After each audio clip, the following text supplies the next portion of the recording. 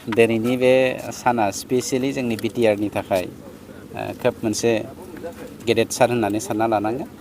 मानोना जोंनि सरकार फैनायनिफ्राय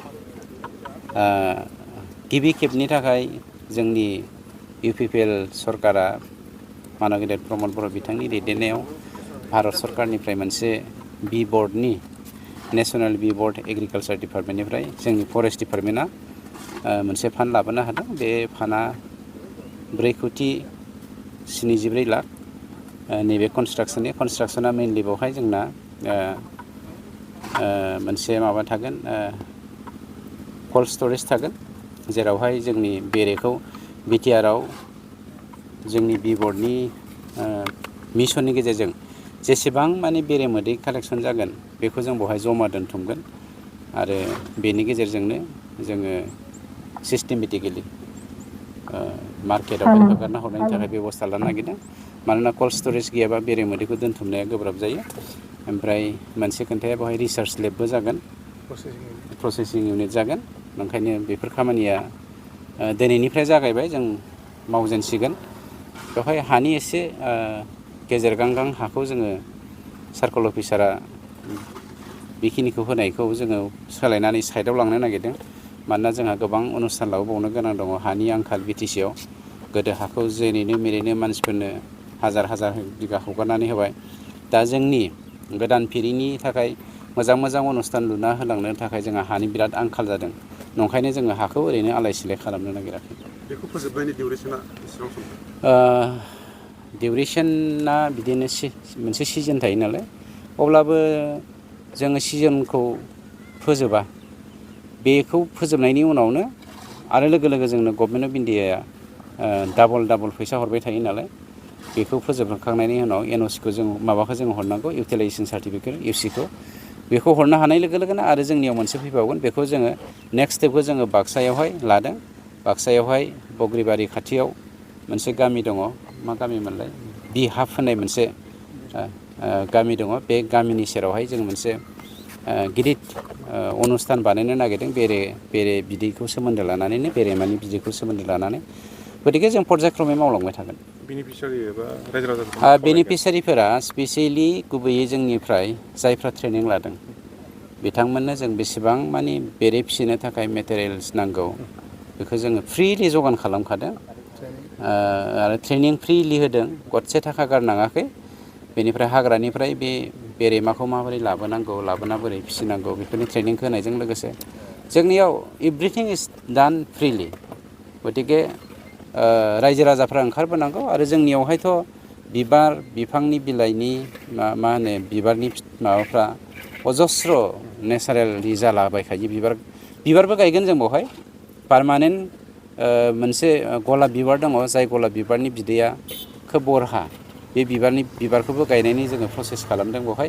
बे इउनिटनि गेजेरावनो हाबफागोन, बेवहाय जोङो बिबारबो गायफागोन। गिबियावनो जोबोर आं साबायखर जासिगोन जोंनि बिटिआरनि चिफ मानगोनां प्रमद बर' बिथांनिसिम आरो बिथांनिनो लोगो मावगिरि EM जोंनि नैबे ओनसोलनिनो हाग्रा बिफाननि EM मानगोनां बिथां रनजित बसुमतारी बिथांनिसिम आरो बिथांनि डिपार्टमेन्ट फरेस्ट डिपार्टमेन्टनि CHD DFO गासैनिसिमबो। मानोना नैबे चिरां जिल्लानि बालाजार बे फोथाराव दिनैहाय ministry of agriculture and farmers welfare डिपार्टमेन्टनिफ्राय बेरे मोदै सोदांग्रा मोनसे इउनिट, मोनसे प्लान्ट बेयाव अन्थाइ खाम्फा दिनै गायसनबाय। आरो बे बेरे मोदै सोदांग्रा प्लान्टखौ गायसननायनि लोगो लोगोनो जोंनि फार्मार्सफोर, जोंनि जायफोर साख्रि गैजायै लाइमोनफोर बा जायफ्रा इन्टारेस्टेड, साफ्रोमबो सुबुङानो बेरेखौ जोङो फिसिनो हायो। बेरे मोदैखौ, बेरे मोदैया जोंनि ट्रेडिसनेलि गोदो गोदायनिफ्राय मोनसे न'खरजों जोबोद मोजां मोनसे सोमोन्दो दङ। मानोना गथ' गथाय खांनाय बानायाव बेरे मोदैया गथ'नि लोमजानाय, गगा मोननाय, गुजुनाय बायदिसिना फिसा फिसौ खुगायाव जानाय सिथर गाराय जानायफोरखौ फोसाबो। बियो मोनसे एन्टि अक्सिडेन्ट हिसाबै खामानि मावो। बियो जुदि गथ' गथायफ्रा एसे उदै गाज्रि जानाय, खिनाय जायोब्ला बियो एन्टि इनफ्लेमेटरि मेथड हिसाबैबो खामानि मावो।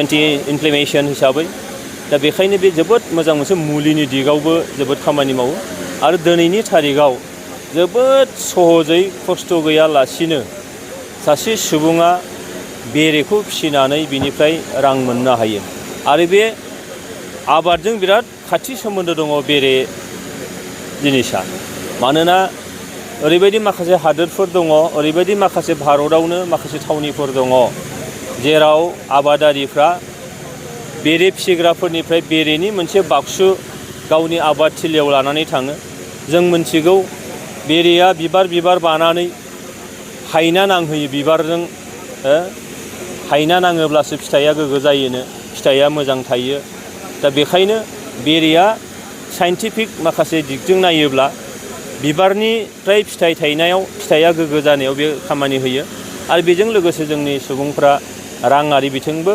मोनसे मा जानो हायो गावनि आथिङाव गसंथानो हायो दिनै साख्रिया बयनिबो थाखाय गैया बेखायनो जोङो माखासेया साख्रियाव माखासेया आबादाव माखासेया बेरे फिसिनायाव बा गुबुन गुबुन माखासे हाबा मावनानै जोंनि रांखान्थिखौ जोङो गोजोर खालामनो हागोन बेखायनो आंहा फोथायनाय दङ जे नैबे बालाजाराव बेरे सोदांग्रा मोनसे इउनिट लाबोनाय लोगो लोगोनो बे ओनसोलाव मोनसे जन जागोन बियो बे क्लास्टार हिसाबै जेला खालामगोन अब्लाना बेजों मोनफा मोनफा ओनसोला माब्ला मुंदांखा जायो बेबायदि माबा मोनसे जिनिसफोर जुदि थायोब्ला आं सानो लाइमोनफ्रा जोंनि खामानि गैजायै सुबुंफोरा आरो एडिशनेल जोंनि आबादारिफ्रा बेजों रांखान्थि खामायनायाव मदद जागोन आरो इयुनाव ट्रेडिशनेलि जों जायखौ गोदोनिफ्राय बाहायबाय थायोमोन बेरे मोदैखौ नैबे ओनसोलाव आरोबाव बै ट्रेडिशना बै दोरोङा निसय फैफिनगोन अनसायनायखौ मोनगोन होननानै